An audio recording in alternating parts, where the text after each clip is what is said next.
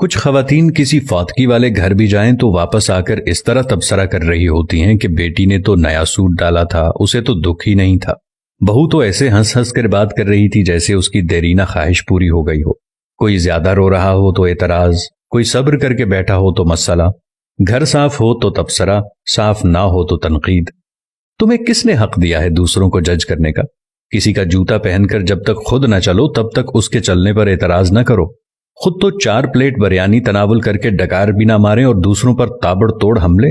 خدارا رحم کریں، کم از کم سوگ میں شامل نہیں ہو سکتی تو بلا وجہ ان کی عزت بھی نہ اچھالیں۔ یہ وقت سب پر ہر گھر میں آنا ہے اور آتا ہے۔ ہمارے مرد حضرات بھی کچھ کم نہیں، 2 لفظ تعزیت کے تو ٹھیک طرح سے بولنے نہیں آتے، اور سیاسی تھیٹر ایسے سجا کے بیٹھ جاتے ہیں کہ فاتگی پر نہیں الیکشن کیمپین پر آئے ہوں۔ جس کے سر سے باپ کا سایہ اٹھا ہے کوئی اس کی بھی تو دلجوئی کرے، اس کے غم کا مداوع بھی تو کوئی کرے، لیکن ہمیں کسی کے غم سے کیا؟ ہم تو رسم دکھاوا کے لیے گئے ہیں۔ ہماری بلا سے کوئی مرتا ہے تو مرے۔ ہم تو پوچھیں گے کہ بھائی جی کھانے کا انتظام ہو گیا نا؟ کتنی دیگیں بنوائی ہیں؟ 6 دیگیں تو کم ہیں، برادری بھی ہے، محلے داری بھی ہے۔ وہ بیچارہ باپ کے سوگ کو بھول کر اس پریشانی میں لگ جاتا ہے کہ کہاں سے قرض پکڑوں، کیونکہ کھانا صحیح نہ بنایا تو باتیں ہوں گی۔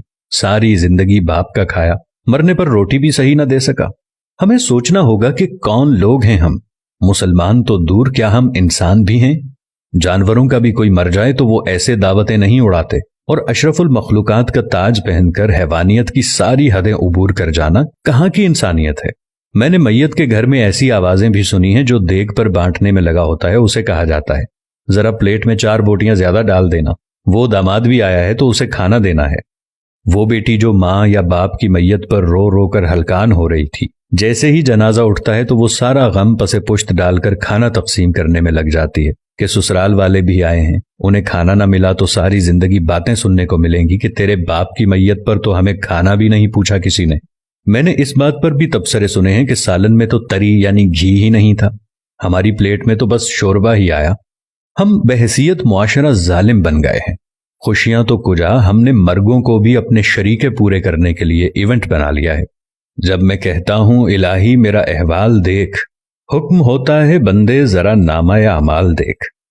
کچھ سوال آپ کے ضمیر کے دروازے پر چھوڑ رہا ہوں۔ کیا ہم فطیدگی کے کھانے کا بائیکاٹ نہیں کر سکتے؟ کیا ہم بھوک لگنے پر بازار سے کھانا نہیں کھا سکتے؟ کیا ہم گھر میں ایسا اصول نہیں بنا سکتے کہ خاندان میں کوئی کسی کی فطیدگی پر نہیں کھائے گا؟ سوچئے گا ضرور۔ اگر میری کسی بات یا عمل سے کسی بھائی یا دوست کو کچھ ناگوار گزرا ہو تو ان سے نہایت ادب و احترام سے معذرت۔ اب یہ ہم پہ ہے کہ ہم اس بات کو آگے پھیلاتے ہیں کہ محض ایک ویڈیو دیکھ کر گزار دیتے ہیں۔ بات مناسب لگے تو ایک لمحہ ضائع کیے بغیر شیئر کر دیجیے گا تاکہ اصلاح کا یہ سلسلہ جاری و ساری رہے۔ جزاکم اللہ خیر۔